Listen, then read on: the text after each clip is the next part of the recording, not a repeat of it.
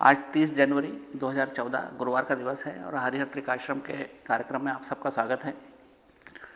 आज भाई कुशाग्र एक बहुत यंग व्यक्ति हैं, आज पहली बार यहाँ आए और मैं आपका स्वागत करता हूँ और उम्मीद करता हूँ कि आप ध्यान से जो बातें यहाँ कही जाती हैं उनको चिंतन मनन करें, ताकि आपके पास जो सबसे बड़ा धन है वो आपकी उम्र का है, तो उसका उपयोग आध्यात्म के क्षेत्र में अच्छी तरह करें। और हमारे आश्रम की निश्चित रूप से रुचि युवा लोगों में अधिक होती है, क्योंकि उनमें संभावनाएं बहुत छिपी होती हैं। हम कोशिश करेंगे कि आपको जो भी पारिभाषिक शब्द बीच बीच में आते हैं, जैसे जोशी जी की भी एक भावना थी कि अभी पारिभाषिक शब्द ठीक से समझ में नहीं आते, स्वाभाविक है, तो उनको समय समय पर अपन उन पारिभाषिक शब्दों को व्याख्यात करते चलेंगे, ताकि बात जो यहां पे होती है उसको समझने में ज्यादा कठिनाई नहीं हो। आज का जो अपन ने जो विषय रखा है, चूंकि हम स्पंद शास्त्र के बाद में प्रतिविज्ञा शास्त्र को भी पूरा पढ़ चुके हैं। पिछली बार जहां तक मुझे स्मरण, हमने अंतिम श्लोकों को भी पूरी तरह से 2 बार पढ़ लिया था। तो इस तरह अब समय है कि हम उस चक्र को फिर नए सिरे से शुरू करें, जहां से हमने इस आश्रम में 4 साल पहले शुरू किया था। 4 साल पहले जब इस आश्रम में कार्यक्रम शुरू हुआ था, तो 2010 की जनवरी का आखिरी गुरुवार था। आज 2014 की जनवरी का आखिरी गुरुवार है। इस तरह आश्रम के कार्यक्रम को निश्चित रूप से पूरे 4 साल हो गए। उस समय भी जनवरी के आखिरी गुरुवार से यह आध्यात्मिक यात्रा शुरू हुई थी। हाँ, संयोग की बात है कि 9 जनवरी और 10 जनवरी इस दौरान यहां पर कार्यक्रम हुआ था आश्रम के उद्घाटन का। 10 जनवरी की प्रातः गुरुदेव ने यहां के दीप प्रज्वलन किया था और उसके बाद हम लोगों ने आश्रम में जो एक मीटिंग रखी थी सामान्य जनों की, और उसमें तय किया गया था कि हम गुरुवार को कार्यक्रम करेंगे। खैर वो अलग मुद्दा है कि उस मीटिंग में काफी लोग आए थे, लेकिन तदंतर अद्वैत में रुचि रखने वालों की संख्या निश्चित रूप से कमी होती है, तो कम ही लोग आते रहे। लेकिन उस सब के बावजूद जो भी आए, उन लोगों ने अपने हृदय से इस आश्रम को मोहब्बत प्यार दिया है, और उन सब का हम हमेशा ही स्वागत करते रहेंगे जो यहाँ आएंगे। और आज योग संयोग से वही जनवरी का आखिरी गुरुवार है, जिस तरह से हमने 2010 में जनवरी के आखिरी गुरुवार से कार्यक्रम शुरू किए थे। तो आज का जो विषय हमने रखा है वो रखा है कि एक तो काश्मीर शिव दर्शन का परिचय, कि काश्मीर शिव दर्शन क्या है, इसके कितनी शाखाएं हैं, और काश्मीर शिव दर्शन के जो भिन्न भिन्न शास्त्र हैं वो किस तरीके से अपना ज्ञान प्रस्तुत करते हैं। अद्वैत क्या है और इसका काश्मीर शिव दर्शन का इतिहास क्या है, क्योंकि किसी भी विद्या को जब हम पढ़ते हैं तो उसके मूल में उसके इतिहास छिपा होता है। तो काश्मीर शिव दर्शन का इतिहास और उसका शास्त्र,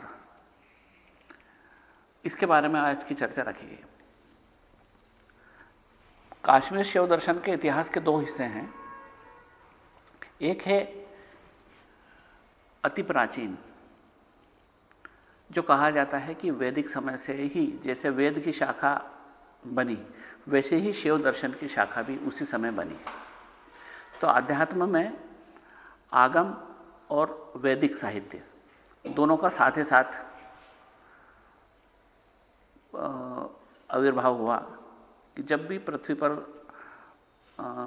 लोग सभ्य होने लगे, उनको ऐसा महसूस होने लगा कि हम लोग कुछ जीव जंतुओं से कुछ अलग हैं, हमें कुछ विलक्षणता है, हम कुछ समझ सकते हैं कि क्या ठीक है क्या ठीक नहीं है। धीरे धीरे आदि मानव के मन में यह भी आने लगा कि कहीं कुछ है जो हम पाना चाहते हैं। हम में एक ऑर्गेनाइज होने के लिए कुछ अंदर से तलब है। उसी दौरान वैदिक साहित्य और उसी समय शैव साहित्य का भी धीमे धीमे प्रचलन शुरू हुआ। आरंभिक रूप से यह गुरु शिष्य परंपरा से आगे बढ़ता था। उस समय कागज या लिखने का सामान नहीं होता था, तो वो सांकेतिक भाषाओं में कहीं कहीं पाषाणों पर खुदा होता था और कहीं कहीं पर उसके ताम्रपत्र बने होते थे। लेकिन जैसे जैसे समय बीतता गया, भाषा परिपक्व होती गई, इंसान का एक्सप्रेशन या उसका अपना कहने का ढंग बदलता चला गया और उसमें उन्होंने भाषा को बेहतर स्थान मिलने लगा। धीमे धीमे ताम्रपत्रों पर बातें लिखी गई, जो कई बार अभी भी हमको पाषाणों पर, ताम्रपत्रों पर लिखी हुई बातें खुदाइयों में मिलती है।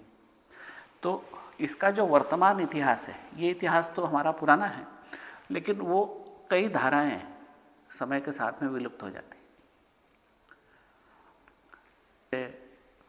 अभी हम अगर खोजें तो कई नदियां ऐसी हैं जिनका पुराना में उल्लेख है, लेकिन वो आज हमारे पर हमको कहीं भी दिखाई नहीं देते। अभी राजवाड़ा इंदौर का नदी के किनारे बना है, आने वाले समय में वहां कोई नदी दिखाई देने वाले नहीं, अभी भी नहीं दिखाई देती, तो आगे समय तो दिखेगी नहीं। ऐसे ही ये धारा जो हमारे धर्म की होती है, उनमें भी कई धाराएं समय के साथ में विलुप्त हो जाती। तो काश्मीर, यह शिव दर्शन की, अद्वैत शिव दर्शन की धारा भी धीमे धीमे समय के साथ विलुप्त हो गई थी। उस विलुप्ति के दौरान हमारे देश में वैदिक धारा जरूर चलती रही। जो वर्तमान इतिहास है वो करीब 7वीं 8वीं सदी से शुरू होता है, जिस समय आदि शंकराचार्य का आविर्भाव हुआ था, करीब करीब उनके समकालीन समय में। ऐसा कुछ तो किंवदंतियां हैं और कुछ सत्य, क्योंकि जब बातें बहुत पुरानी हो जाती हैं, उसके लिखित प्रमाण ठीक से नहीं मिल पाते हैं, तो कई किंवदंतियां भी चलती हैं और कुछ प्रामाणिक बातें भी होती हैं उनमें। तो जो भी हो, लेकिन यह सत्य है कि शिव सूत्र आज हमारे सामने ठोस सोने की तरह सामने खड़े हैं। इसलिए इनका कहीं ना कहीं तो उद्गम था। अब उद्गम के पीछे कुछ कहानियां भी हैं, उनको कहानी माने, किंवदंती माने, चाहे सत्य। लेकिन कहते हैं कि वसुगुप्त नाम का एक ब्राह्मण था, जो उत्तर में हिमालय के पास वितस्ता नदी के पास रहता था, और वहां श्रीनगर के पास उसे स्वप्न आया कि एक पहाड़ी है पास में, उसके ऊपर एक शिला रखी।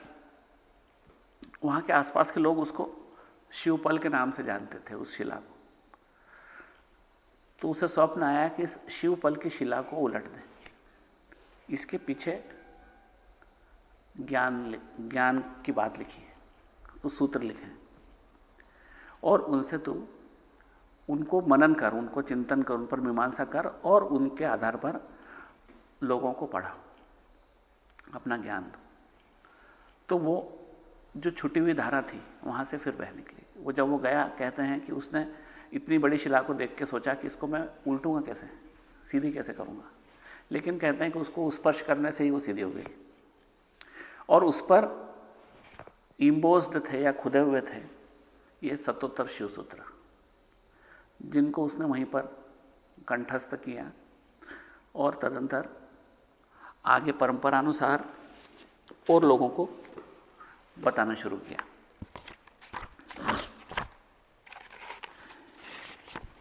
ये तो है हमारे शिवसूत्र जहां से आए उसका इतिहास। अब इसका इतिहास और एक और इतिहास है, और दोनों का संगम कहां होता है वो मैं आपको बताऊं। कहते हैं कि जब ये धारा विलुप्त थी तो शिव अनुग्रह से दुर्वासा ऋषि को उन्होंने दर्शन दिए और उन्होंने उसे आदेश दिया कि संसार के सब लोग जो भिन्न भिन्न मानसिकता के हैं उन सबको शिव दर्शन का पाठ पढ़ाओ। उन्होंने उस आज्ञा को शिरोधार्य किया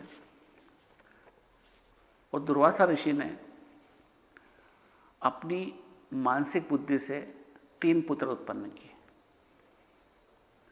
उन 3 पुत्रों में एक था त्रंबक, एक आमर्दक और एक श्रीनाथ।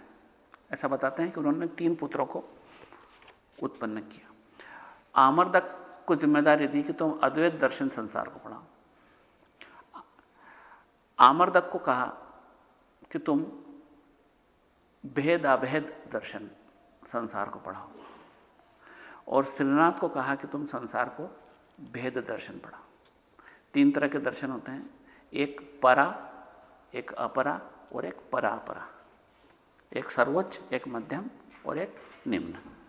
सर्वोच्च वो होता है जो पर है, जो मध्यम होता है जो परापर है और सबसे निम्न है वो जो अपर है। त्रंबक की जिम्मेदारी थी अद्वैत दर्शन पढ़ाने की। उन्होंने उन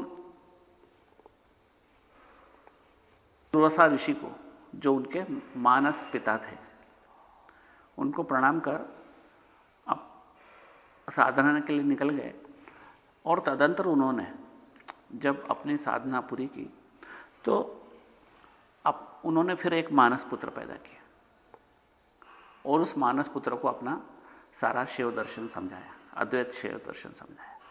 अब यहां पर इतिहास में हम अभी त्रंबक की बात ही कर रहे हैं, अब आमर्दक और श्रीनाथ की बात नहीं कर रहे हैं, क्योंकि अभी हमारा जो सरोकार है अद्वैत शिव दर्शन से।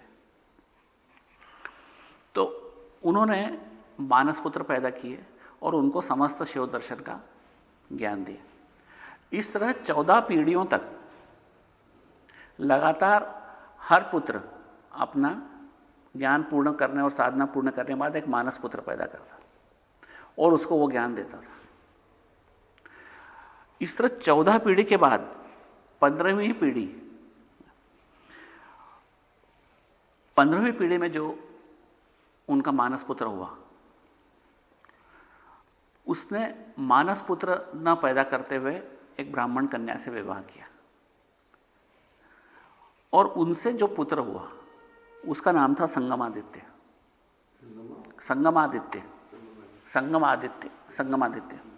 तो संगमादित्य नाम का उनका पुत्र हुआ।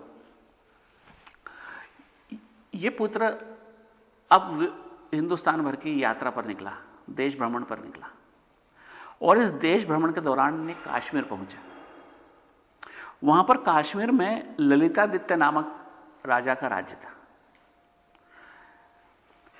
इनके राज्य में विद्वानों का काफी आवभगत होते थे।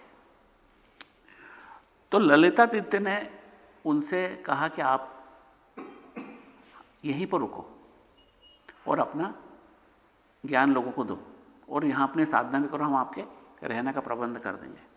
तो ललितादित्य के शासनकाल में उन्होंने वहीं पर अपना निवास बना लिया, संगमादित्य ने। अब उनका पुत्र हुआ वर्षादित्य, उनका पुत्र हुआ अरुणादित्य, उसके बाद आनंद हुआ और आनंद का पुत्र हुआ सोमानंद। सोमानंद वो ऋषि थे जिन्होंने शिव दृष्टि नामक शास्त्र लिखा था, लेकिन दुर्भाग्य से वो पूरा शास्त्र, उसकी पांडुलिपि आज उपलब्ध नहीं है। कुछ अधूरी पांडुलिपियां उपलब्ध हैं सोमानंद की शिव दृष्टि की, लेकिन पूरा शास्त्र उपलब्ध नहीं है।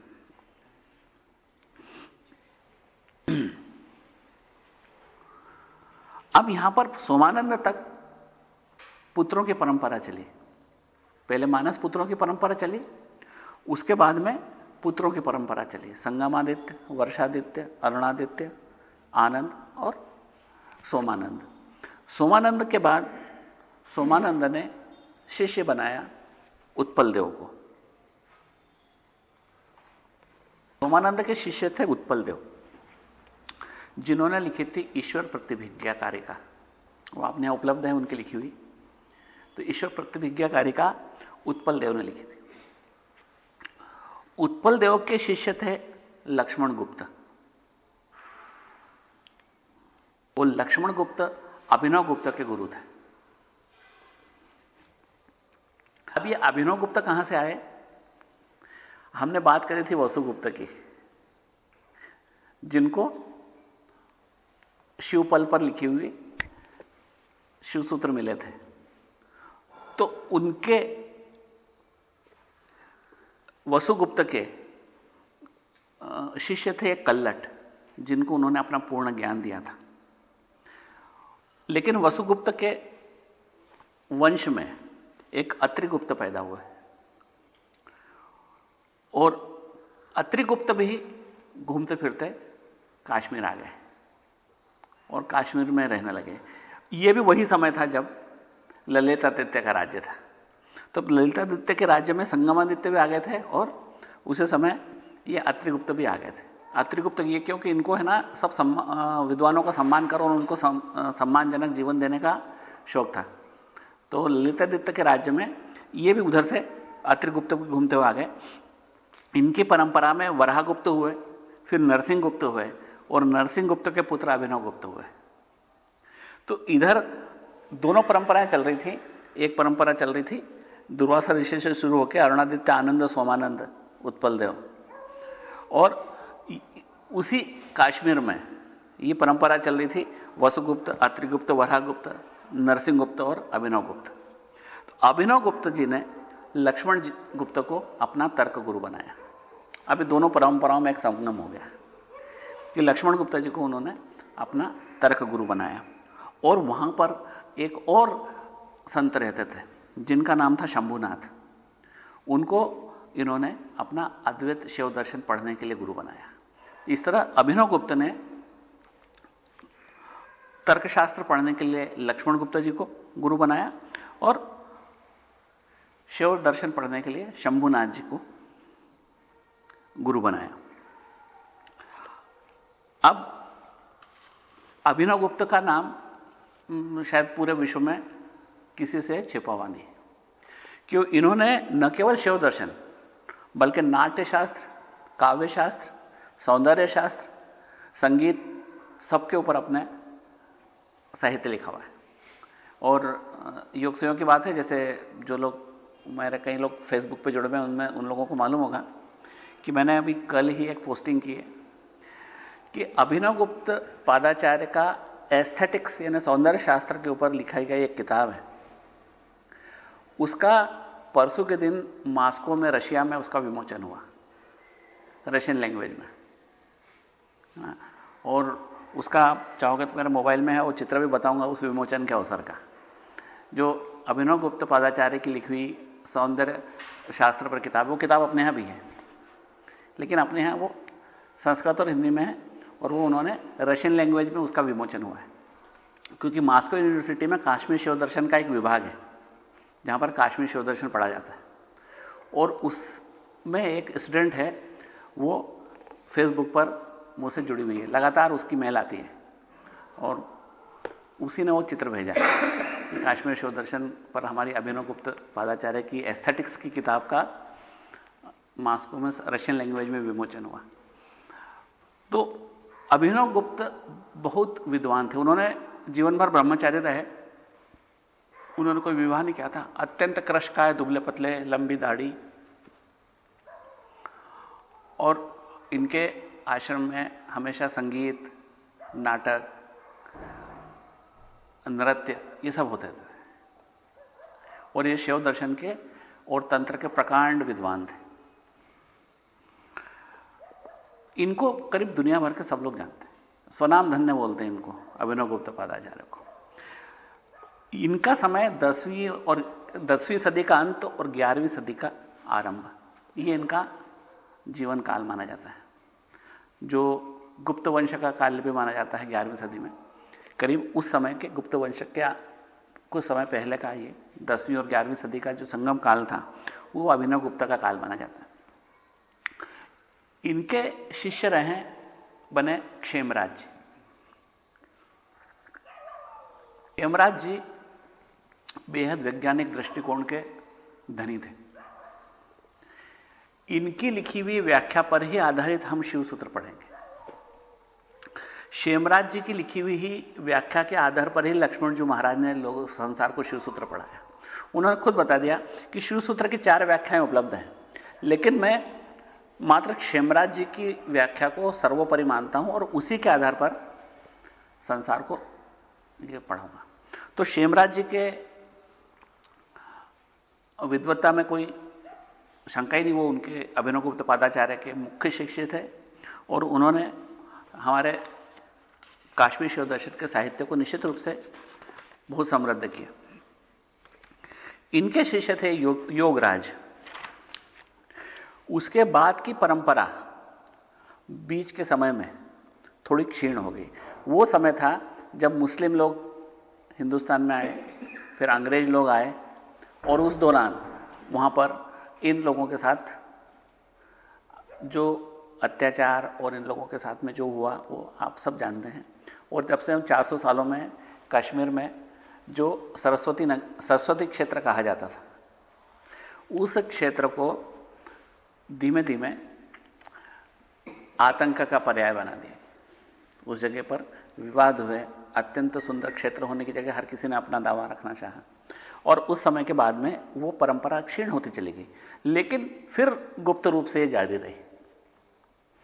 इस परंपरा में 18वीं सदी में एक संत हुए शिवोपाध्याय।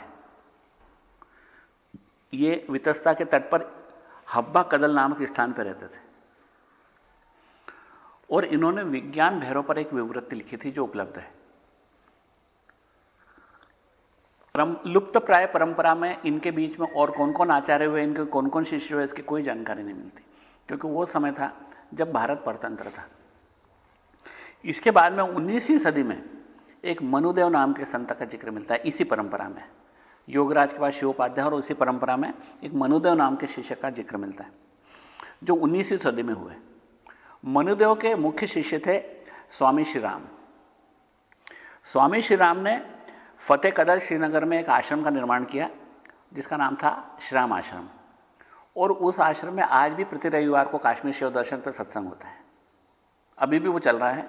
फतेह कदल नामक जगह है श्रीनगर में, यहां पर कि उस आश्रम का नाम है श्राम आश्रम, और उसमें अभी भी प्रति रविवार को सत्संग होता है। तो स्वामी श्री राम जिन्होंने ये बनाया था आश्रम, इनके एक शिष्य थे और स्वामी श्री राम अत्यंत सिद्ध थे और इतना प्यार से मोहब्बत से सब लोगों को शिक्षा देते थे कि भिन्न भिन्न संप्रदाय के लोग और विशेषकर वहां पर रहने वाली बहुसंख्यक मुस्लिम आबादी उनकी शिष्य थी, क्योंकि वो उस समय इतने प्रसिद्ध हो गए थे कि उनका सब मुस्लिम लोग भी उनका पूर्ण आदर और प्रेम देते थे। तो उन्हीं स्वामी श्री राम जी के एक मुख्य शिक्षक थे मेहताब काक जी, जो काश्मीर शिव दर्शन के प्रकांड विद्वान थे। और इन मेहताब काक जी के मुख्य शिक्षक थे श्री लक्ष्मण जी महाराज, जिनकी अपन यहां पर जिनके आधार पर अपन यहां पर अभी पढ़ाई कर रहे हैं, जिन्होंने काश्मीर शिव दर्शन को पूरे विश्व को पढ़ाया। कारण क्या था कि अब तक की परंपरा में वैश्विक स्तर का कोई होते हुए भी विश्व को संदेश देने वाला कोई नहीं हो पाया था, क्योंकि सबने अपने अपने सीमित क्षेत्र में काम किया, काम विश्व स्तरीय किया जो पूरे विश्व में फैलने लायक था और आज भी फैल रहा है, लेकिन विश्व उससे अनभिज्ञ था। लक्ष्मण जी महाराज ने इस शास्त्र का परिचय पूरे विश्व से करवा दिया। उनका ही ये काम था कि आज पूरे विश्व में, जर्मन में, रशिया में, फ्रांस में, अमेरिका में, हर जगह इसके स्टडी ग्रुप्स हैं। लक्ष्मण जी महाराज ने एक आश्रम बनवाया, तो वो श्रीनगर में निशात नामक जगह है, उसको इसबर भी बोलते हैं, इसबर। वहां पर उस आश्रम का नाम उन्होंने ईश्वर आश्रम रखा और वो आश्रम भी आज जीवंत है, आज भी चालू है वो आश्रम। उसी आश्रम में रहती प्रभादेवी माता जी, जो हमारे आश्रम में 4 दिन निवास करके गई, और वो आश्रम अभी चालू है। तो श्रीनगर में 2 आश्रम चलते हैं, एक श्रीराम आश्रम जो फतेह कदल में, और एक लक्ष्मण जी महाराज का ईश्वर आश्रम। 2 आश्रम श्रीनगर में है इसके। अब स्वामी जो मेहताब कागजी जो लक्ष्मण जी महाराज के गुरु थे, उन मेहताब कागजी के एक सह शिष्य थे, यानी श्री राम जी के एक और शिष्य, उनका नाम थे स्वामी विद्याधर। और उन्होंने विद्याधर आश्रम करणताल श्रीनगर में बनाया था। ये इनके शिष्य स्वामी महादेव हुए, विद्याधर जी के शिष्य स्वामी महादेव हुए। उन्होंने एक रत्नी वोरा नामक जगह है काश्मीर में, वहां पर एक आश्रम बनाया, वो भी अभी चालू है। इस तरह ये 3 आश्रम अभी भी जीवंत हैं, श्रीनगर में 2, एक रत्नी वोरा में। तो ये था हमारा एक संक्षिप्त परिचय। ये आदिकाल से लेके वर्तमान काल तक, इस वर्तमान काल में इस परंपरा को और जीवित रखने में एक वाराणसी में आश्रम है, जहां पर एक ऑस्ट्रियन लेडी चलाती है आश्रम को, ऑस्ट्रिया की रहने वाली हैं, और बेटिनी बॉमर नाम है उनका। और पिछले साल जनवरी में मैं जब दिल्ली गया था, तो वो बॉमर मैडम से मुलाकात हो गई थी, और उनको देख के कभी ऐसा लगता नहीं कि कोई विदेशी महिला है। वो पूरी तरह से हिंदुस्तानी रंग में रंगी हुई हैं, और उस अद्वैत आश्रम को वाराणसी में चलाती हैं, और वो तैयार हैं, आप जब बुलाइए, बोले मैं महेश्वर आ जाऊंगी। और प्रभादेवी माता जी के ने ही परिचय करवाया था उनसे। उन बेटिनी बॉमर मैडम की लिखी हुई किताब भी अपने यहाँ पर उपलब्ध है, अपनी यहीं पे अलमारी में रखी है वो भी। इसके अलावा जो गणेशपुरी में आश्रम है महाराष्ट्र में, जिला ठाणे में, उस आश्रम में जो मुक्तानंद जी स्वामी हुए, वो भी काश्मीर शिव दर्शन के प्रकांड विद्वान थे, और उसका जीवन में उसकी प्रैक्टिस भी करते थे। और वर्तमान में जो वहाँ पर एक स्त्री गुरु हैं, वो अधिकतर वैसे विदेश में रहती हैं, बाकी वो चिदविलासानंद स्वामी उनका नाम है, और वो अभी वहाँ का आश्रम संभालती हैं, गणेशपुरी का, जो एक पूरी तरह जंगल में बना हुआ है, जहाँ से एक नीलेश्वरी नामक एक पत्रिका भी निकलती है अभी। तो ये हमारा काश्मीर शिव दर्शन के ऐतिहासिक जो थोड़ा सा एस्पेक्ट था, उसका हमने परिचय दिया। ये परिचय हमको एक विजन देता है, एक विश्वास देता है कि हम जो कुछ करने जा रहे हैं उसका एक निश्चित आधार है, और वो हमारी जड़ें हमारे आदिकाल से जुड़ी हुई हैं। कहीं कहीं बीच में लुप्त सी महसूस होती हैं, लेकिन लुप्त होती नहीं, क्योंकि अगर वास्तव में लुप्त हो जाती है तो आज कुछ भी दिखाई नहीं देता। आज काश्मीर शिव दर्शन के हजारों आश्रम दुनिया भर में हैं, हिंदुस्तान से ज्यादा विदेशों में भी। उसका कारण क्या है कि ये पूर्ण वैज्ञानिक दृष्टिकोण पर आधारित है। अब मजेदार बात यह है कि दक्षिण में जो प्रसार हुआ इसका, काश्मीर शिव दर्शन का, उसमें माता जी की भी जानकारी में और हमारे गुरुदेव जी की भी जानकारी में ये जो थाने के पास गणेशपुरी और ये महेश्वर का आश्रम, इससे ज्यादा दक्षिण में और कोई आश्रम नहीं है। बाकी के जो क्षेत्र हैं जैसे आंध्र, तमिल, केरल, कर्नाटक, कहीं पर इसका अभी कोई ऐसी जगह नहीं जहां पर कि ये पढ़ा जा रहा हो। तो वाराणसी में जरूर है, दिल्ली में है, और मुंबई के पास गणेशपुरी में, इसके अलावा श्रीनगर में, रत्नी वोरा में, इतनी जगह। हाँ, कहां पे? नहीं, इंदौर में काश्मीर शिव दर्शन पर आधारित कोई आश्रम नहीं। इंदौर में काश्मीर शिव दर्शन पर आधारित कोई आश्रम नहीं। हमारे गुरुदेव काश्मीर से शिव दर्शन नहीं पढ़ा। हमारे गुरुदेव कहते हैं मैं तो मिठाई की दुकान हूं, मैं सब तरह की मिठाइयां रखता हूं, जिसको जो पसंद हो उठा ले। वो बड़वानी प्लाजा में जो है वो आश्रम है, लेकिन वो मिश्रित आश्रम है, जैसा कि यहां पर स्वाध्याय भवन है। वहां पर सत्संग होते हैं, गुरु पूर्णिमा का कार्यक्रम होता है, और गुरुजी के प्रवचन होते थे। लेकिन अब चूंकि गुरुजी अस्वस्थ हो गए हैं तो वहां पर आप नहीं जा पाते हैं वो। लेकिन काश्मीर शिव दर्शन पर नियमित गतिविधि इंदौर में कहीं पर नहीं है, बल्कि मध्य प्रदेश में महेश्वर के अलावा कहीं पर भी नहीं है। खाली महेश्वर में है। और करीब 2006 में गुरुजी ने इच्छा व्यक्त की थी और उन्होंने बोला था कि मैं किसी एक को यह जिम्मेदारी देना चाहता हूं कि काश्मीर शिव दर्शन को अपना जीवन बना ले, उसको वेद बना ले, उसको पुराण बना ले, उसको गीता बना ले। मतलब उसके लिए जीवन में सर्वोपरि वही हो, ऐसा कोई मेरे को शिष्य को यह चीज देना है। तो वही तय करते हैं किसको उन्होंने देना उचित समझा। उन्होंने जब वो किताबों के नाम बताए, वाराणसी से बुला तो ली, किताबें मिल भी गई, लेकिन उन किताबों को समझ पाना मेरी क्षमता के बाहर था। क्योंकि उपनिषद जरूर पढ़ाए थे उन्होंने, एक आधार भूमि उन्होंने तैयार करी थी सन 1999 से 2006 तक। इन 7 वर्षों में उन्होंने उपनिषद पढ़ाया और उसको पढ़ाने के लिए व्यक्तिगत रूप से वो बनावर आते थे और हम रात रात भर बैठ के चर्चाएं करते थे उनसे। और वो अक्सर 15 दिन से 20 दिन तक बनावर में रुकते थे। वहां जाने के बाद में फिर कुछ समय में जब उनका दिल करता था फिर आ जाते थे। उनको कहते थे कि आप कब आओगे आप?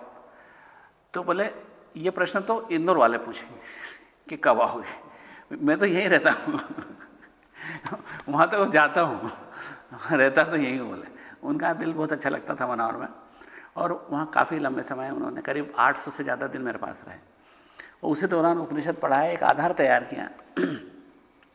उसके बाद में उन्होंने जब काश्मीर शिव दर्शन सौंपना चाहा तो उस समय फिर भी मेरे काश्मीर शिव दर्शन समझ में कुछ नहीं आता था। इसलिए उन्होंने फिर एक प्रस्ताव रखा कि तुम आज लक्ष्मण जो महाराज के शिष्य हैं उनसे मिलो, वो तुमको मार्गदर्शन देंगे।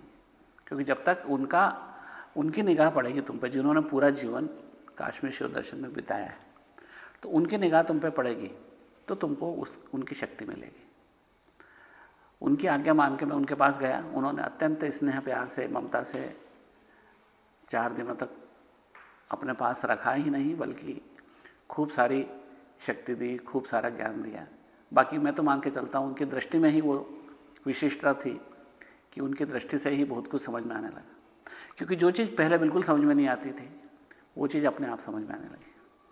जो बात बोलने में बल्कि समझने में ही नहीं आती थी वो बोलने में भी आने लगी।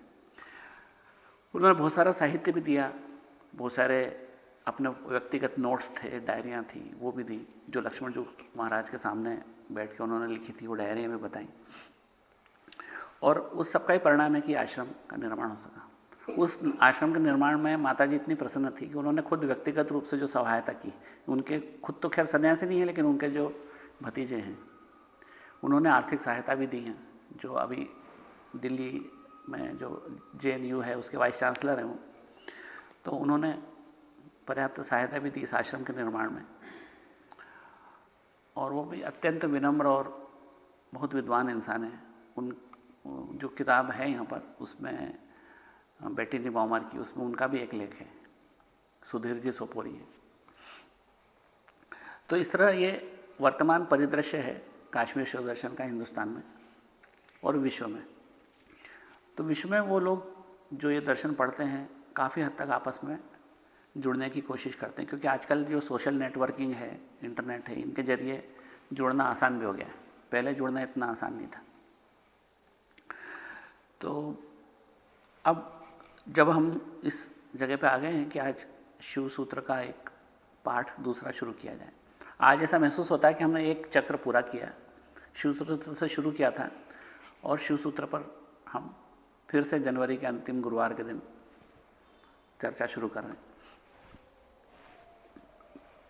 3-4 पारिभाषिक शब्दावलियां, चूंकि जैसे कुशाग्र भाई नए हैं, जोशी जी भी अभी कुछ दिनों से आने लगे हैं, तो कुछ पारिभाषिक शब्दों को मैं आपको व्याख्यात कर देता हूं ताकि वो शब्द जब बार बार आएंगे तो हमको अटपटा भी नहीं लगेगा और वो बात पूरी ठीक से समझ में आएगी। जब हम संसार या सृष्टि बोलते हैं तो इसका मतलब होता है वो सब कुछ जो तुमको दिखाई देता है और वो सब कुछ भी जो तुमको दिखाई नहीं देता है। हमारी 5 इंद्रियां हैं, आंख, नाक, कान, त्वचा और जिह्वा। इनसे जो कुछ भी हम ज्ञान ग्रहण करते हैं जिन चीजों का, वो सब कुछ संसार है, सब कुछ सृष्टि। षष्ठी यानी धरती नहीं, षष्ठी मतलब सूर्य, षष्ठी मतलब समय, षष्ठी मतलब अंतरिक्ष। हमको समय भी महसूस होता है, अंतरिक्ष भी महसूस होता है, वायु भी महसूस होती है, सूर्य चंद्र भी महसूस होते हैं। तो इन सबके जिन चीजों की जानकारी हमारी इंद्रियां हमारे पर लाके देती हैं, वो सब कुछ है सृष्टि। और यही सृष्टि प्रमेय है, इसको हम प्रमेय बोलते हैं। प्रमेय यानी रचना, प्रमेय यानी ऑब्जेक्ट। इन ऑब्जेक्ट में यह नहीं कि यह किताब ऑब्जेक्ट है या मोबाइल ऑब्जेक्ट है, वरन जो कुछ भी है जो दिखाई देता है वो ऑब्जेक्टिव वर्ल्ड है या प्रमेय संसार है हमारे चारों। और ये जो देखने वाला है इस प्रमेय संसार को, देखने से मतलब आंख से, स्पर्श से, जबान से, नाक से, कान से।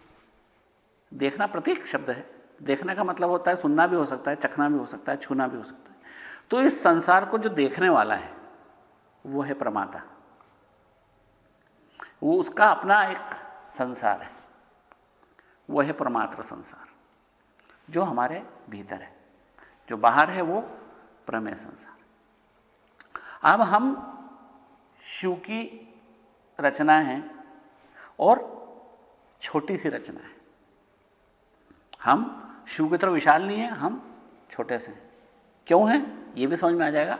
लेकिन हम एक छोटी सी रचना है और इस छोटी सी रचना के अंदर जो प्रमाता है, जो इस रचना को जानने वाला है, जो इस शरीर के अंदर रहता है, जो अपने आप को कुशाग्र की तरह समझता है, वल्लभ की तरह समझता है, वो कौन है? उसको बोलते हैं पुरुष। जो एक जीव चेतना है उसका नाम है पुरुष। जो तुम्हारे भीतर एक चेतना है, तुम जानते हो कि मेरा नाम कुशाग्र है, आज मैं आश्रम में आया हूं, आज मैं कुछ बातें नहीं सुन रहा हूं जो मैंने कभी नहीं सुनी थी। ये जानने वाला, जिस रूप में तुम अपने आप को जानते हो, तुम जिस रूप में अपने आप को पहचानते हो, उस पहचान को बोलते हैं विमर्श। जैसे तुम जानते हो कि मैं यहां पर क्या कर रहा हूं, मैं कौन हूं, मेरी क्या सीमाएं हैं, क्या करना चाहिए मैंने, क्या नहीं करना चाहिए। अगर तुम यहां खड़े होकर नाचने लगोगे तो तुमको नहीं अच्छा नहीं लगेगा सबके सामने ऐसा। तुम समझते हो कि मैंने क्या करना है, क्या नहीं करना, इसलिए तुम अपने आप में जिस तरीके से स्वयं को तोलते हो उसका नाम है विमर्श। और तुम जो जानते हो अपने आप को जिस रूप में, वो है पुरुष। और तुम जो अपने चेतना को जानते हो, जो लगातार आपको जिंदा रखे है, तुम लगातार आपको सबसे जोड़े है, आंख, नाक, कान, त्वचा, सबको, वो चेतना क्या है? वही आपका जीव चेतना है, आपकी जीव छोटी सी चेतना है, जीव चेतना है। आपको ऐसा लगता है उनकी चेतना अलग है, उनकी अलग, उनकी अलग है, ऐसी आपकी एक छोटी सी जीव चेतना है। और ये सारी इंद्रियां एक अंतःकरण के द्वारा संचालित होती। जैसे आपने कंप्यूटर देखा होगा, आप कीबोर्ड पर कुछ दबाते हो, कीबोर्ड कहां जा रहा है? सीपीयू से जुड़ा है, वो सीपीयू से जुड़ा मॉनिटर। आप कंप्यूटर पर कुछ करते हो, मॉनिटर पर दिखाई देता है। सीपीयू नहीं होगा तो ऐसा नहीं हो पाएगा, क्योंकि कुछ ना कुछ एक ऐसी जगह सेंट्रल प्रोसेसिंग यूनिट चाहिए जहां पर कि सारे आने वाली जानकारियां कंप्यूट होती हैं, आपस में एक दूसरे को प्रभावित करती है और एक निष्कर्ष पर पहुंचती। इसी तरह हमारा एक अंतःकरण है। कैसे? जैसे कोई ने इधर से जोर से मेरे को आवाज दी और मैंने गर्दन इधर कर दी। अगर मेरे कान अलग होते, गर्दन कुछ अलग होती, आंख अलग होती, तो हम ऐसा नहीं कर पाते, क्योंकि कान को आवाज दी तो कान जाने, कान करे उसको जो करना है। पर नहीं, हमारी गर्दन ने इधर मुंह करा, आंख ने देखा और जीवान ने उससे बात करना शुरू कर दी। इस तरह हमारी इंद्रियां आपस में कहां जुड़ी हैं? अंतःकरण में। और उस अंतःकरण के 3 हिस्से हैं। उस अंतःकरण के 3 हिस्से हैं। पहला है मन, दूसरा है बुद्धि, तीसरा है अहंकार। मन वो है जो लगातार विकल्प देता है। जैसे किसी ने आवाज दी, पर मैंने पहले से ठान लिया था कि मैं इसकी तरफ देखूंगा भी नहीं, तो तुम देते रहो आवाज, में इधर ही मुंह रखूंगा, नहीं देखूंगा मेरा मन। तो मन जो है ऑप्शन देता है। परीक्षा में आता ना 3-4 में से कोई एक पे टिक लगाओ कि ये सही कौन सा है, तो 3-4 ऑप्शन देने वाला कौन है? मन। कभी कल अगले गुरुवार आएगा 7 बजेगी, फिर मन करेगा आज रहने दो यार, आज नहीं चलते आश्रम। मन ये भी विकल्प देगा, है ना। फिर कहेगा देखो ठीक मूड हो तो चल चलो, ये भी विकल्प देगा। फिर कहेगा देख लो बढ़िया टाकीज में फिल्म लगी, वो देखना तो उधर चल चलो। मन आपको ढेर सारे 4 विकल्प देगा। फिर एक पे आप टिक लगाओ कि नहीं अपन ये करेंगे, वो टिक कौन लगाएगा? वो लगाएगा बुद्धि। आपकी बुद्धि एक निष्कर्ष पे पहुंचेगी कि मेरे को क्या करना है। मन आपके सामने ढेर सारे विकल्प रख देगा, ऐसा कर लो, नहीं तो ऐसा कर लो, नहीं तो ऐसा कर लो, नहीं तो ऐसा कर लो, है ना। और मन नहीं भरेगा तो और नए नए विकल्प देता चला जाएगा। कुछ नहीं तो चादर तान के सो जाओ जी, कहीं पिक्चर भी नहीं जाते, नहीं आश्रम भी नहीं जाते, सो जाओ आज तो, है ना। तो कहीं आपको विकल्प देगा। उन विकल्पों में से किसी एक के ऊपर आप जो तस्दीक करते कि नहीं नहीं ये वाला सही है, इस पर निशान लगा दो, तो वो काम करेगा आपकी बुद्धि। और तीसरा है अहंकार। अहंकार का मतलब होता है हम अपने आप को कहां तक समझते हैं। हम समझते ये घुटने मेरे हैं, ये हाथ मेरे हैं, ये आंखें मेरी है, तो मैं जिसको मेरा समझता हूं वो मेरा अहंकार है। अहंकार का मतलब घमंड नहीं। आध्यात्म में अहंकार का मतलब होता अहंता। अहंता का मतलब होता है मेरा विकास या मेरी सीमा। विकास का मतलब सीमा। जैसे कहते हैं इंदौर का विकास बहुत हो गया, मतलब उसकी सीमा किसी जगह पे आगे बढ़ गई, है ना। महेश्वर का बहुत विकास हो गया ना, उसकी सीमा छोटे से बड़ी हो गई। तो मेरा विकास यानी मेरी सीमा। तो मैं अपनी सीमा को कहां तक समझता हूं वो मेरी अहंता है। हम सामान्य जीव अपनी सीमा चमड़ी तक समझते हैं। हम क्या समझते हैं? ये मैं हूं और इसके बाहर संसार। तो जो संसार है ऑब्जेक्टिव वर्ल्ड, उसका नाम है प्रकृति। एक मैं जीवित व्यक्ति हूं जो अपने आप को चमड़ी के भीतर कैद में पिंजरे में समझता हूं कि ये मैं हूं, और एक मेरे आसपास मेरा संसार है, उसका नाम है प्रकृति। तो पुरुष और प्रकृति, मन बुद्धि अहंकार, ये सीपीयू के random access memory, hard disk, इनसे आप तुलना कर सकते हैं। मन बुद्धि अहंकार वो कोई एक डिसीजन पे पहुंचने के पहले आपने देखा होगा कि वहां पर प्रोसेसर होता है। वो प्रोसेसर किसी एक निर्णय पे पहुंच जाता है। आप बहुत सारे कुछ करो ऑप्शन, अल्टीमेटली वहां पर वो कुछ कर देगा। कंट्रोल के साथ अल्टर दबाओ और ये की दबाओ तो वहां पर एक छप जाएगी नहीं चीज, तो वो कुछ ना कुछ एक डिसीजन पे पहुंचा देता है। वो सारे प्रोसीजर अपने को छोटा सा दिखता है, पर उसके पीछे लाखों गणनाएं होती हैं क्षण भर में। हम कहते हैं उसके 60 गीगाबाइट पर सेकंड की स्पीड है, यानी उसने कितनी गणनाएं करी? करीब 6000 अरब गणनाएं उसने एक सेकंड में कर डाली। और वो उस निष्कर्ष पर पहुंचने के पहले उसने इतनी लंबी गणनाएं करी। तो हमारा मस्तिष्क भी कुछ ऐसा ही है, क्योंकि कंप्यूटर का जो आधार है वो हमारा इंसानी मस्तिष्क ही है, जीव का मस्तिष्क है, जिसके आधार पर वो कंप्यूटर बना है। तो ये मन बुद्धि अहंकार है जो हमारे एक आधार देता है, जिस आधार पर हम कोऑर्डिनेट करते हैं हमारी इंद्रियों को, उनको समन्वयित करते हैं। आंख से आने वाली जानकारी, कान से आने वाली, चमड़ी से आने वाली, नाक से, जुबान से आने वाली जानकारी, ये समन्वयित होती है, कोऑर्डिनेट होती है। और अगर ये कोऑर्डिनेट नहीं हो तो हम एक सामान्य व्यवहार नहीं कर पाते, है ना।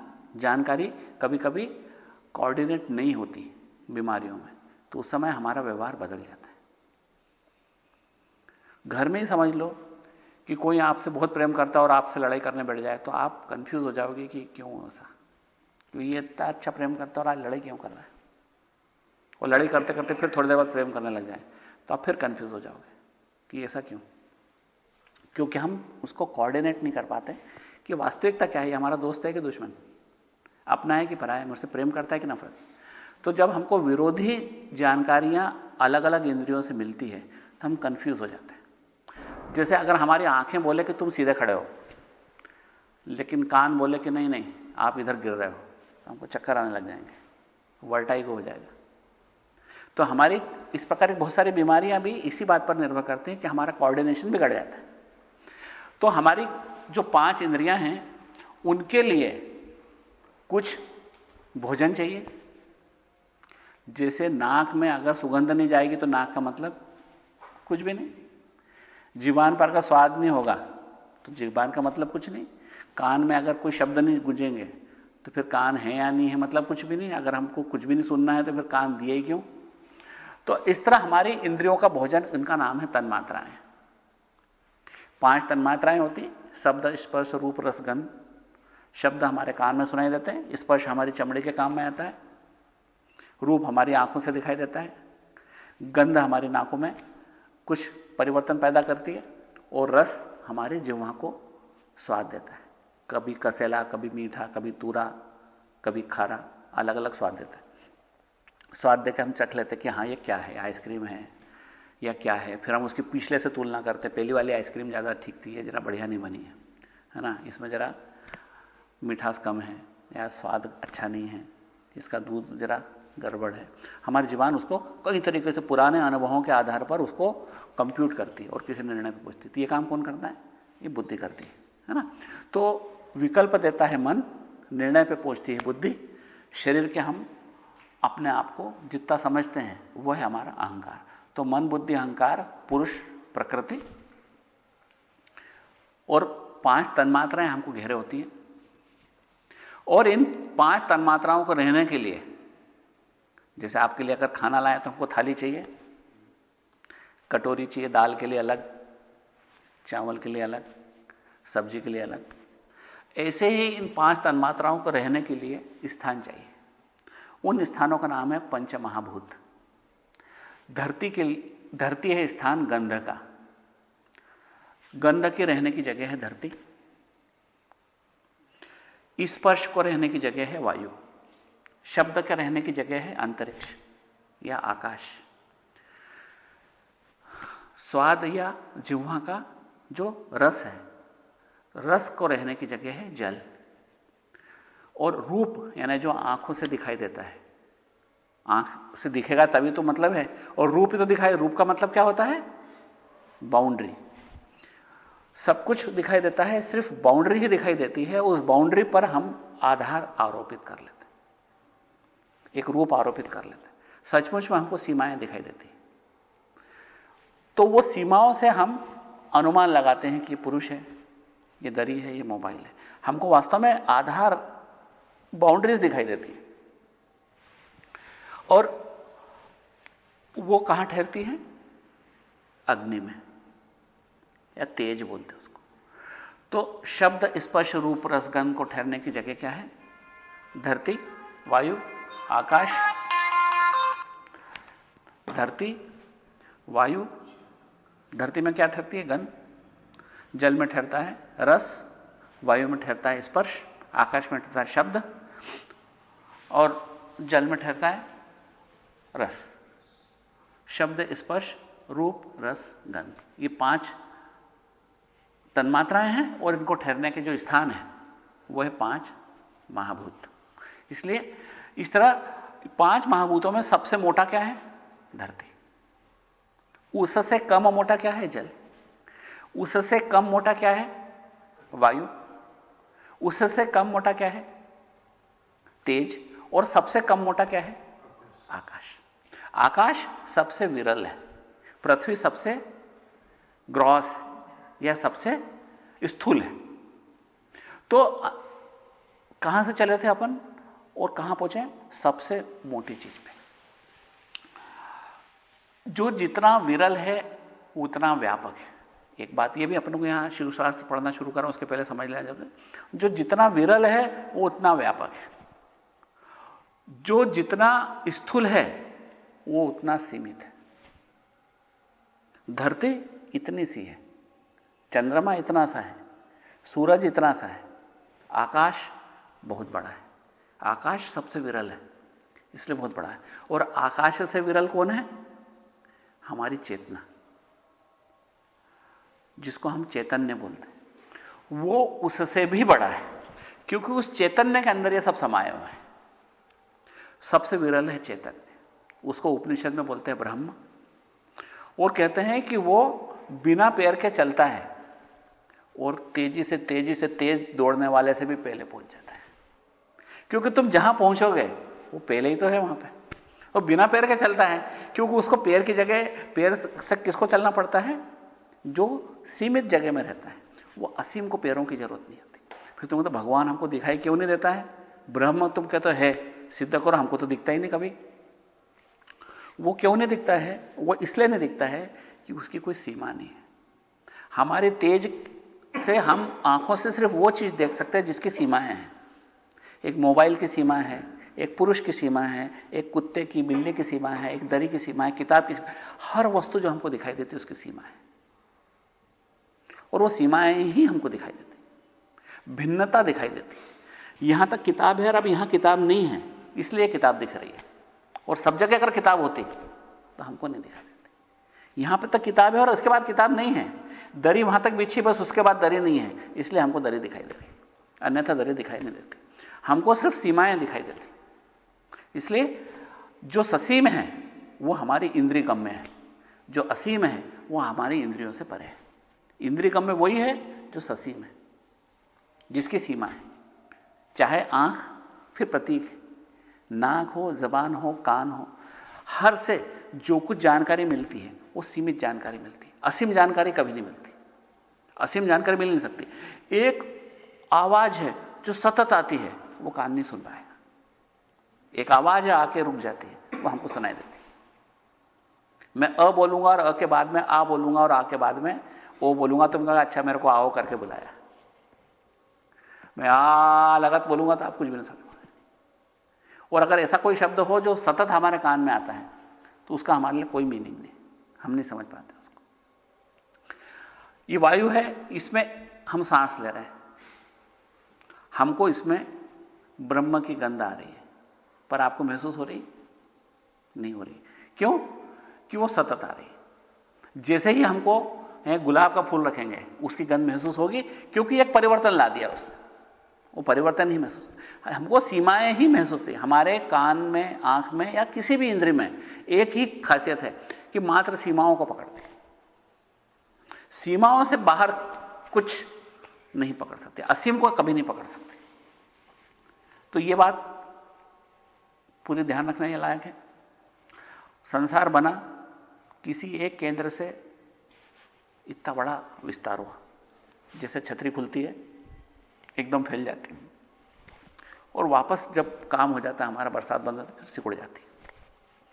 इसी तरह ये ब्रह्मांड एक बिंदु से बना और इतना बड़ा हो गया, और वापस जब उसका मन होगा, चेतना का, चेतन वापस उसमें समा जाएगा। जिससे यह निकला है उसमें समाने में कोई दिक्कत ही नहीं है। ये सारी किताबें अपन ने अलमारी में से निकाली तो वापस अलमारी में रख ही सकते हैं, उसमें जगह उतनी।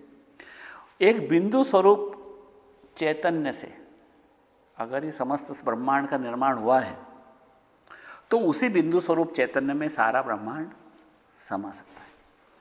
शक्ति को रहने के लिए डायमेंशंस की जरूरत नहीं होती, वो शून्य आयाम में भी रह सकती है, और इसीलिए शिव और शक्ति हमको कभी दिखाई नहीं देते। एक केंद्र की तरह है, एक चक्र है जो संसार बना है, उसका एक केंद्र है। आपने कभी पहिए के केंद्र को देखना? सचमुच में हम केंद्र को नहीं देखते, हम केंद्र को देख ही नहीं सकते। हम चक्र को देख के केंद्र का अनुमान लगाते हैं कि केंद्र यहां होना चाहिए। केंद्र कभी दिखाई नहीं देता, और दिखाई दे भी नहीं सकता, क्योंकि वो शून्य आयाम में कैसे दिखाई देगा? हमको सिर्फ सीमाएं दिखाई देती, शून्य की कोई सीमा होती ही नहीं। जैसे असीम की नहीं होती, ऐसे शून्य की भी नहीं होती। तो इसलिए शून्य की सीमा नहीं हो, इसलिए कभी शून्य दिखाई देता नहीं है, इसलिए केंद्र दिखाई देता नहीं है, और वो पूरा स्थिर रहता है। वही है शिव।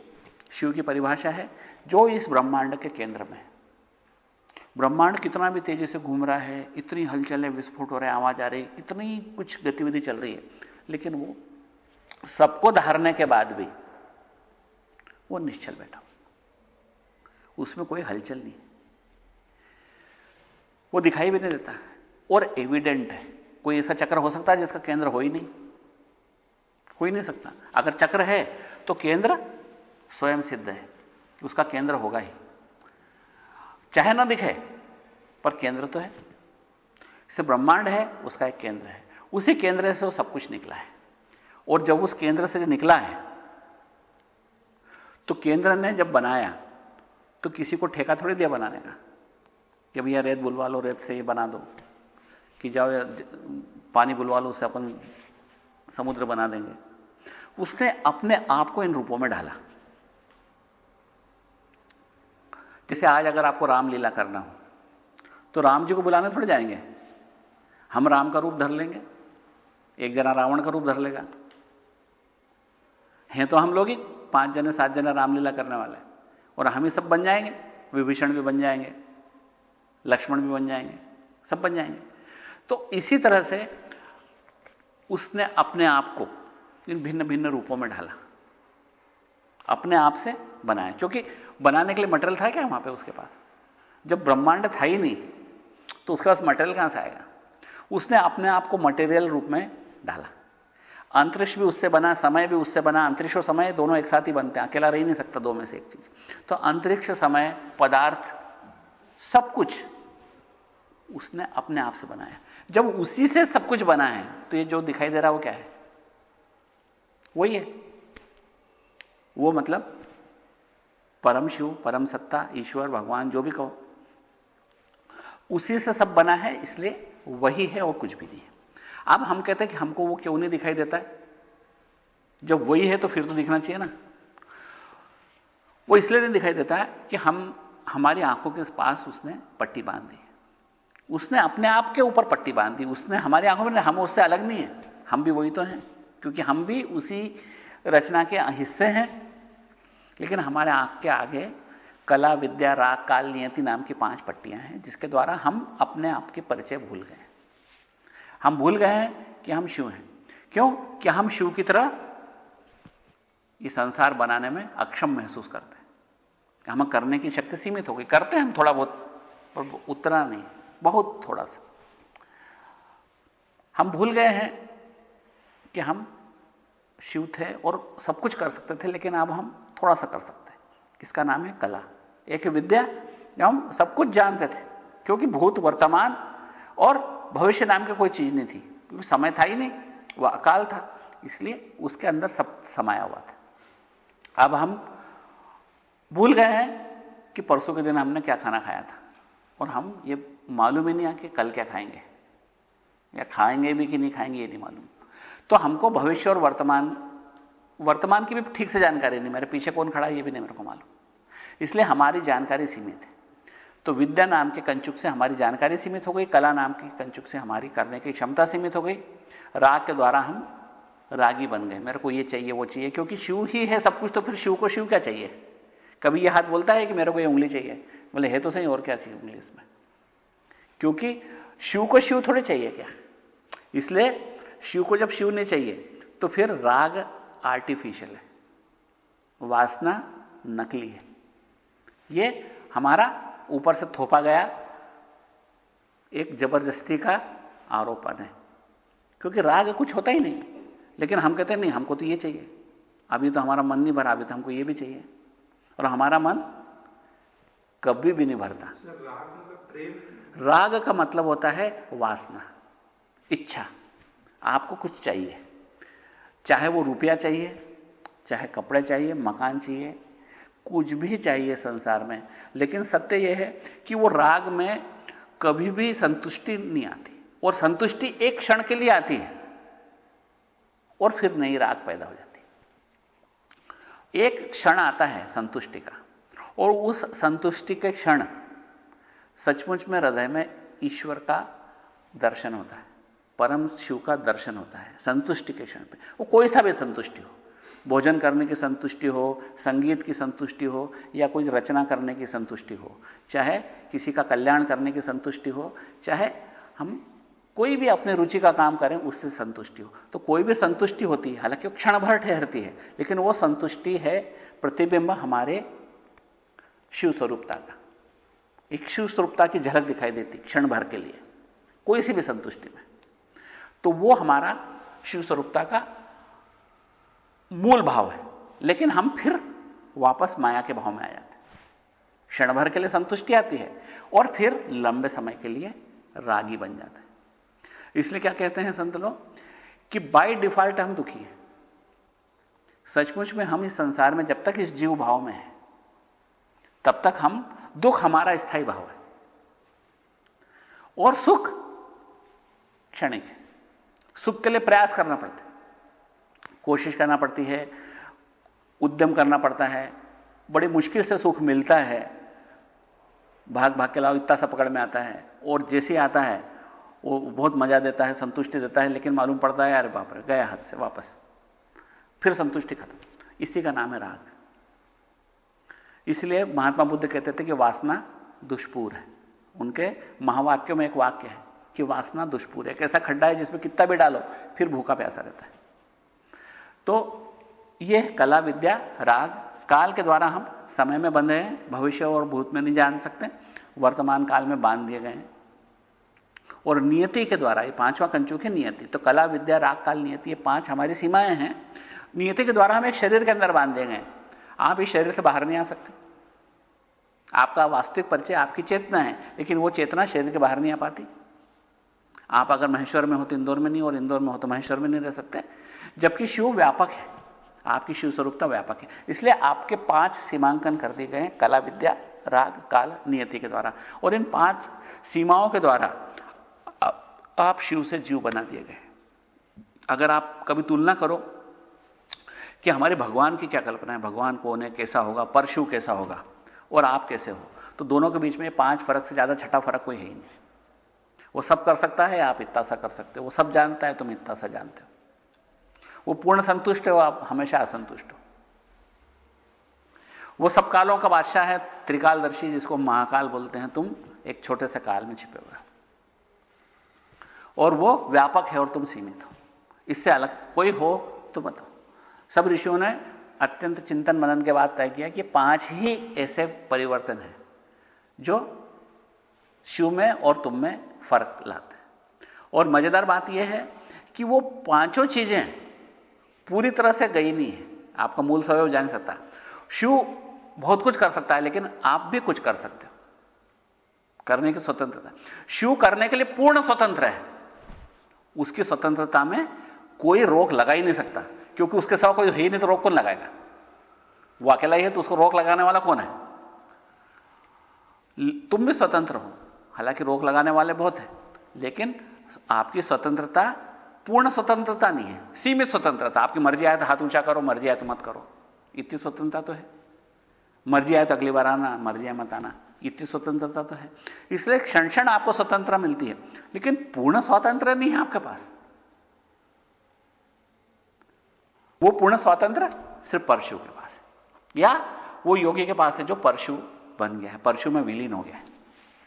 परशु में विलीन होने के बाद योगी का व्यक्तिगत तो अस्तित्व समाप्ति हो गया, वो शिव ही बन गया। इसलिए हम ये कह सकते हैं कि शिव के पास ही परम स्वातंत्र है, और हम सबके पास एक सीमित स्वातंत्र है। और उसी सीमित स्वातंत्र से हम जो कुछ करते हैं इस अहंता के साथ कि ये मैं हूं, वो हमको कार्ममल में बांध देता है। जिसे मैंने बोला ये मैं हूं, और अब इसको मजा चखा देता हूं, इसने मेरे पैसे चुराए थे, मैं अब इसकी 12 बजाता हूं, है ना।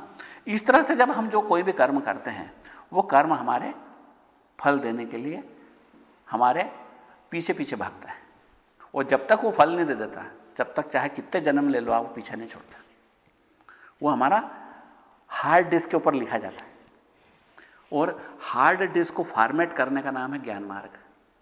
उस हार्ड डिस्क पे जो कुछ भी लिखा है, अच्छे कर्म बुरे कर्म, हम कई बार कहते हैं कंप्यूटर करप्ट हो गया, इसमें बहुत सारे वायरस घुस के 12 बजाओ, इसकी क्लियर करो इसको, है ना, कोई डाटा वाटा अब नहीं संभालना इसमें से, इसको अपन फॉर्मेट कर दो, नया कंप्यूटर चाहिए, फर्स्ट क्लास हो जाएगा। और उसी का नाम है ज्ञान मार्ग। तो ज्ञान मार्ग या अद्वैत दर्शन आपके समस्त कर्मों को नष्ट करता है, अच्छे बुरे। क्यों? अच्छे कर्म करने के लिए भी आपको फिर जन्म लेना पड़ेगा, और उस जन्म में फिर बुरे कर्म भी करोगे, उनके लिए फिर जन्म लेना पड़ेगा। हो सकता है फिर अच्छे कर्म करो, उसको फल पाने के लिए फिर जन्म लेना पड़ेगा। तो यह जन्मों का सिलसिला कब खत्म होगा? मां के गर्भ में आना कब बंद होगा? तभी बंद होगा जब आपकी बैलेंस शीट जीरो हो जाएगी। किसी कंप्यूटर की हार्ड डिस्क को जब फॉर्मेट कर देते हो, पूरा पोछा लग जाता है, फिर उसके बाद में उससे हम तब तक कोई काम नहीं ले सकते जब तक उसमें कुछ हम ऑपरेटिव सिस्टम लोड नहीं कर देते। इस तरह हम जब हमारी हार्ड डिस्क को कंप्लीटली वाइप ऑफ कर दें तो अगला जन्म हमारा नहीं होगा, क्योंकि अगला जन्म होता ही इसलिए है कि हमारे कुछ फल पाना बाकी रह गए। हमने वर्तमान जन्म में कुछ काम किया, उनका फल पाना बाकी रहा, या और कई जन्मों के संचित कर्म हैं जिनका अभी तक हमने फल नहीं पाया है, उनका पाना बाकी रह गया। जैसे कोई ऐसा है कर्म जो कुत्ता बनेंगे जब भी भोग पाएंगे, वर्तमान में कुछ अच्छे कर्म से ही इंसान बन गया, तो वो जो कुत्ता बनना बाकी है वो तो बाकी है, इसलिए इंसानी जन्म में तो भोग ही नहीं सकते, वो कुत्ते वाला काम तो भोग ही नहीं सकते, इसलिए वो तो बाकी है। तो वो अगले जन्म में बाद में कुत्ता बनेंगे जब भोगे। लेकिन इस जन्म में यह बात की संभावना है कि अब हमको ना तो कोई कुत्ता बनना है, ना फिर से कहीं आदमी बनना है, ना कहीं हमारे को कोई और जन्म लेना। हम अपने हार्ड डिस्क को फॉर्मेट कर देते, खत्म कर देते। हमारे अब तक के जो लिखे जोखे हैं उन सबको हम नष्ट कर सकते हैं। तो यह नष्ट करना कब संभव है? जब हम इस संसार को जान लें, समझ लें और अपनी सीमाओं के बाहर आ जाएं। हम अपनी व्यक्तिगत पहचान को मिटा दें और उस विशाल पहचान के साथ एक हो जाएं। हमारा जो अहंकार, व्यक्तिगत अहंकार है, जिसको मन बुद्धि अहंकार में अहंकार समझा था, उस अहंकार को इस शरीर से बहा लें। तो हमारी जो जीव अहंता है, देह अहंता है, इस शरीर को हम मानते हैं अपना और इसके बाहर मानते हैं पराया, उसको भूल के सब कुछ मेरा विकास है ऐसा समझने लगे, उसको बोलते हैं विश्व अहंता या विश्वात्मा। तो हम जब विश्व अहंता हो, हमने सब कुछ को अपना ही विकास समझे, कम से कम अपने कोर में, हृदय में, अंदर से अंदर में इस बात का दृढ़ विश्वास हो कि जो कुछ है वो मेरे अपनी चेतना के विकास है, मुझसे भिन्न कोई भी नहीं। फिर क्या होगा? जो संसार में कर्म करोगे आप, करने ही पड़ेंगे। पढ़ाई भी करोगे, पास भी होगे, फेल भी होगे, नौकरी भी लगेगी, निकाले भी जाओगे, किसी सबॉर्डिनेट से लड़ाई भी करोगे, उसको भी निकालोगे, अगर कोई आपको अफसर बना दे तो कोई निर्णय भी लोगे, अगर जज बना दे तो किसी को सजा भी दोगे। लेकिन ये सब चीजें आपको फिर बंधन में नहीं डालेगी, क्योंकि आपने अपनी अहंता को इस शरीर से बाहर निकाल के विश्व में फैला दिया। उसके बाद आपके किए गए कर्मों का आगामी कर्म बोला जाता है, और वो कर्म आपके बंधन कारक नहीं होते। वो कर्म आपके जीवन में मात्र जीवन यापन के लिए किए गए कर्म होते हैं, आपको वो फिर बंधन कारक नहीं होते, क्योंकि उस वक्त आप अनबायस्ड होते हो। अनबायस्ड का मतलब होता है आप पक्षपाती नहीं होते, आपके हृदय के अंदर सबके प्रति समान भाव होता है, आप उस समय डिसइंटरेस्टेड होते हो। जैसे आप एक मैच देख रहे हो, मैच देखने का आनंद लो, कुछ बुरा ही नहीं, लेकिन ऑस्ट्रेलिया जीतती है, इंडिया जीतती है, इसकी कोई टेंशन नहीं मेरे को, मैं तो अच्छा क्रिकेट का प्रेमी हूं, तो उसके लिए आनंद ही आनंद है। अगर कोई अच्छा क्रिकेट खेला जाएगा, चाहे ऑस्ट्रेलियन खिलाड़ी खेले चाहे इंडियन, उसमें दोनों में आनंद है। और जहां तुम बायस्ड हो तो कपड़े फाड़ने लग जाओगे इंडियन टीम हारेगी तो बायस्ड है या इंटरेस्टेड हैं किसी एक चीज में, तो हम कर्मफल के भागी बनते हैं। लेकिन जब हम अनबायस्ड हैं, डिसइंटरेस्टेड हैं, उस समय हम किसी कर्मफल के भागी नहीं होते। तो हम जीवन जीने का एक तरीका सीखते हैं, एक जीवन जीने की यहां कला सीखते हैं, जिसमें हम ये समझते हैं कि हम जिंदगी को कैसे जिएं और हम उस धर्म को कैसे अंदर पालें। ना तो उसको जीवान पे पालना, ना हाथ पांव पे, लेकिन उसको अंदर पालें। और सचमुच में उस धर्म को जब हम अंदर, अपने अंदर के अंदर भी पालते हैं, तो उसकी महक संसार में फैलती है। जो आपके पास आके बैठेगा भी नहीं, वो प्रसन्नता से भर जाएगा, आनंद से भर जाएगा, क्योंकि उस महक से अछूता नहीं रह सकता। आपके पास आके बैठेगा, उसका मन अपने आप प्रसन्न हो जाएगा, उसके प्रश्नों के जवाब मिल जाएंगे, क्योंकि उसके आसपास एक प्रभा मंडल विकसित हो जाएगा, क्योंकि आपके हृदय के अंदर आपने अद्वैत शासन स्थिर कर लिया। आपकी जैसे इनने बात बताई थी वल्लभ भैया ने कि आप एकदम जमीन में नहीं गड़ जाते ना आसमान में नहीं उड़ जाते। सत्य है। आज भी कोई बुरी बात होगी, दुख तो होगा। क्यों? कि हमने अद्वैत को पूरी तरह से मजबूत नहीं करा। कुछ अच्छी बात होगी, थोड़ा तो मन उछलेगा। क्यों? कि अभी हमने अद्वैत को हृदय में पूरी तरह से मजबूत नहीं करा। लेकिन जिस दिन पूरी तरह से मजबूत हो जाएगा, उस वक्त हमारे चेहरे पर एक आनंद की मुस्कुराहट सदा रहेगी, हर परिस्थिति में। क्योंकि वो हमारा मूल स्वभाव है। आनंद मूल स्वभाव क्यों है? वो स्वतंत्र शक्ति है शिव के पास, जिसका कोई विरोध नहीं है, तो आनंद ही आनंद में। उसके आनंद को आंच लगती ही नहीं, उसके आनंद में कोई बाधा आती नहीं, वो हमारा मूल स्वभाव है। तो उस मूल स्वभाव में जब हम जिएंगे तो उस आनंद ही आनंद के साथ जिएंगे। उसमें आनंद में कोई रोक हो ही नहीं सकती। तो अगली बार अपन ये पढ़ेंगे कि इसमें 3 विद्याएं हैं, शांभवोपाय, शाक्तोपाय और आणवोपाय। तो इन 3 का कंपैरिजन पढ़ेंगे कि 3 की तुलना करेंगे, ये क्या है। इन तीनों में कंपैरेटिव स्टडी करेंगे। उसके बाद फिर हम शिवशास्त्र पढ़ना शुरू करेंगे।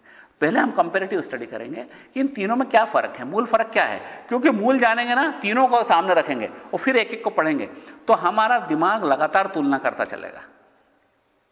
अगर हम तीनों को एक साथ नहीं रखेंगे तो हमारा दिमाग एक पढ़ेगा, फिर कुछ समझ में आएगा, दूसरा पढ़ेगा, फिर समझ नहीं पाएगा कि इनमें क्या फर्क है।